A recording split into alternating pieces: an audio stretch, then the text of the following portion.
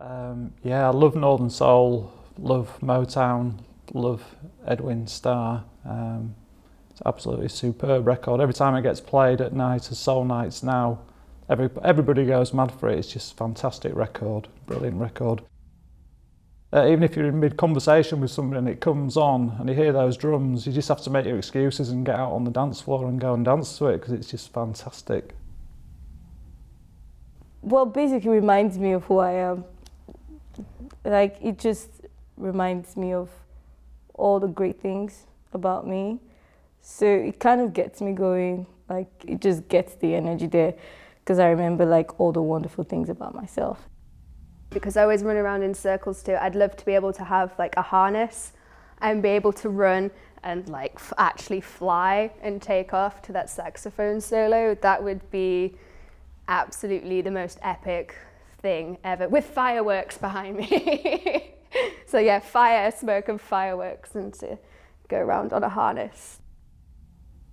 I was a very tiny premature baby. I was 2.5 pounds and my mother thought it would be good for my legs to go dancing. So I went to dance classes and it was wartime and our ballet dresses were made out of sugar bags. We had mothers who were so inventive, so inventive.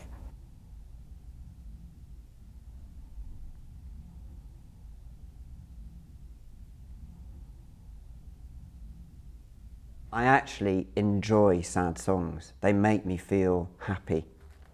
I've got an incredible kind of yearning for. I'm incredibly nostalgic, and I'm incredibly romantic, and as well as being incredibly cynical as well. So I've got those kind of two sides that kind of battle with each other, really.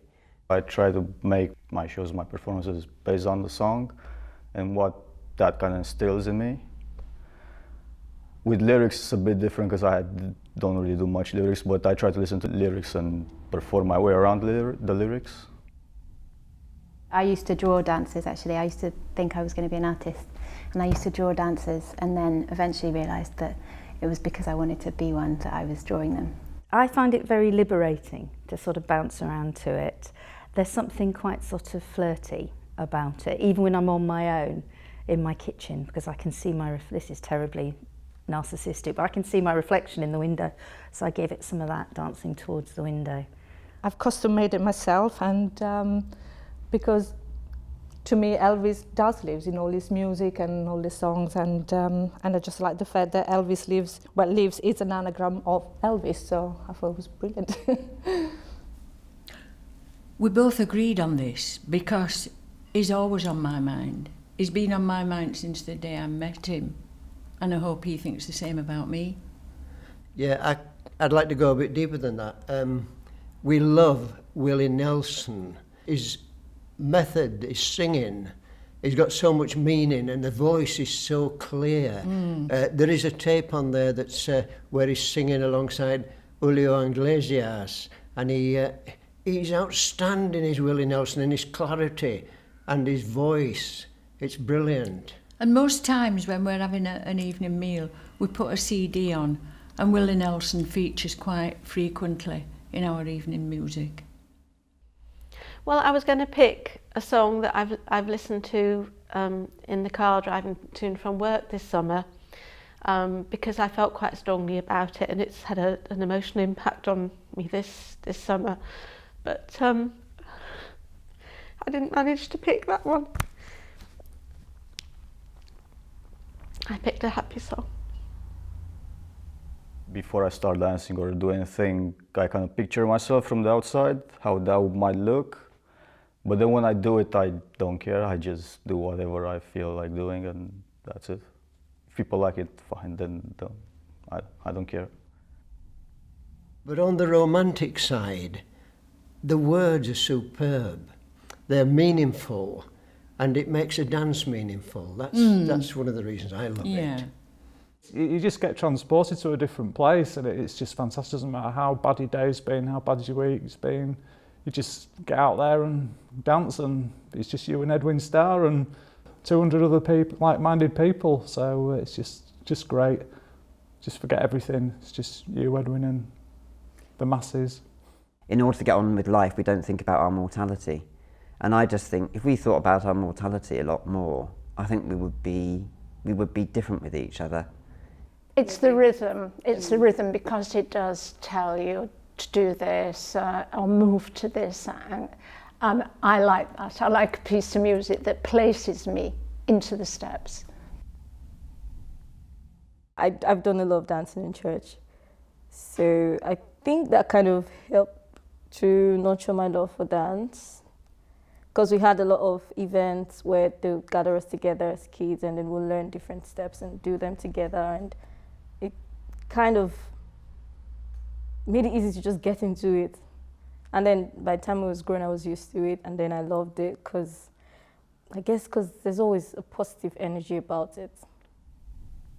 In my head, I felt like as if I was on a beach and I was like all by myself. I had no worries, no problems, and I was just dancing on the sand, watching the sun go down. So yeah, it's like a big mix of the moves that I remember from the past, plus my emotions and feelings, plus him and the lyrics. So that's the story of the routine.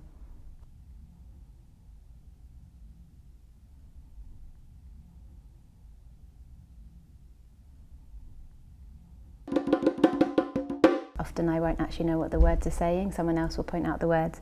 I just listen to like the percussion. I think like deep down I'm a percussionist, maybe more than a dancer. So that's what I kind of dance to. So I would say I was more inside the song than kind of thinking about what I looked like. It was a song that came out kind of late 80s, and I was probably about 17 or 18 at the time and didn't really have, I just finished my A-levels. It was the summer of love. And I just remember kind of not having a care in the world and listening to that song, and it made me feel, it was a free part of my life, time of my life.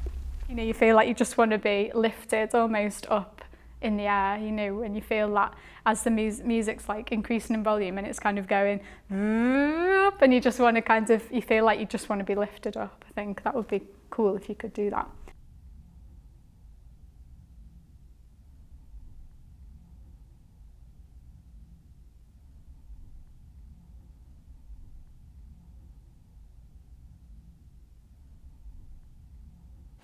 I heard this song and I just listened to it over and over again, and I think I was listening to it via YouTube to begin with, so there's this sort of crazy cartoon rabbit dancing around to it.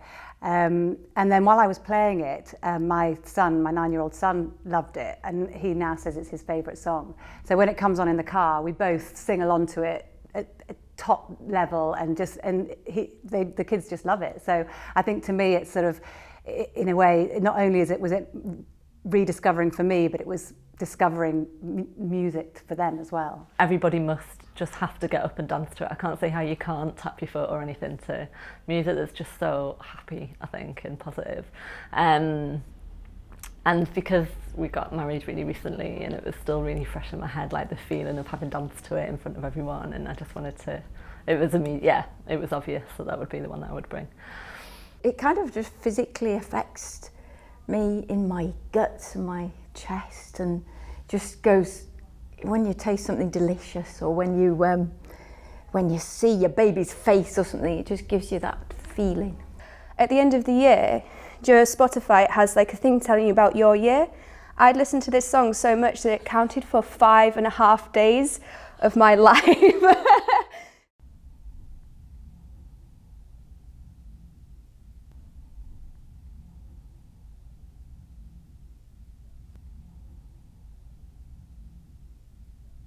My brother was a punk, so that was the closest I got to sort of being a bit of a punk. One of the best things that happened to me was his girlfriend refused to go to yet another Jam concert with him. So he took me, and I was spotted there. I was about 15 at the time, and next day in assembly there was this rumour going around. Everyone was saying, Sarah was at the Jam concert last night. And it was like suddenly I wasn't goody two-shoes anymore. I was kind of, whoa, mysterious Sarah, punk. I can't remember the occasion, but it was an occasion. and I was dressed up in a crop top and this little black sticky out mini skirt that was attached to a thick elastic sort of band that goes down round your waist. It literally stuck out like a tutu, and I got over the knee sort of thigh socks on and big clumpy shoes, and my hair all stuck on end with a big bow. And as I say, it was just that song, and I used to do this dance where I lift my leg really high with my arms out, and I think I just looked like this mad bird, but like a crane rather than, you know. I think I like it on my own better. You can kind of be a bit more experimental, you know, throw your arms about a bit, and you're not worried about whether you look cool or not. Otherwise, you know, if it's like the office Christmas party, and especially if you're on the dance floor and there's a load of people who are nowadays 30 years younger than me, you know, and dance styles have changed. You know, people don't seem to do the same things or move to the same rhythm. It's strange. I don't get it really, but still, keep trying. I just love the tone of his voice, and I always love the 50s in general, so, you know, it's such an iconic figure, and I just love everything about him. Yeah. It's called I Lost My Heart to a Starship Trooper. Flashing lights in outer space, so that's why I picked this silver material, because it's got to be a dance routine that's all about space. For me, it's joyous to be able to cry or to be able to feel that. It's a complete relief to me. I might be looking miserable, but I'm actually in an opposite state. Yeah. I'm aware of the movements and how they feel, and I don't, you know, I wouldn't necessarily continue on a particular trend on a whole song. I could change the theme. Yeah, I suppose I like to imagine what I look like, but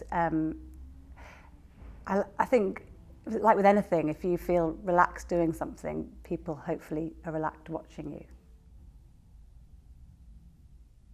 As the waters were calm and all that type of stuff, I felt calm in myself, and you know, as the waves came up and we were dancing, I was moving, you know, towards the waves, and obviously when the waves came to an end and it came to night and the sun went down, that's when my dancing ended. And your body seems to just do it on its own. I don't know what takes hold of it. You don't plan anything really, you just an amazing piece of neurology going on, I think. Everybody does their own thing. Nobody cares what anybody else dances like. Everybody seems to be lost doing their own thing, you know, as if you are dancing by yourself really, but in a communal way, if that makes sense. We don't care, we dance, we enjoy it, we put the bags down with the busker, pick them up when we've finished, throw them a couple of bob in there and walk through the crowd. It just seems very light-hearted. There's nothing sort of massively meaningful in it in any depth. It's quite sort of, it's shallow, pure explosion of let's go and dance now.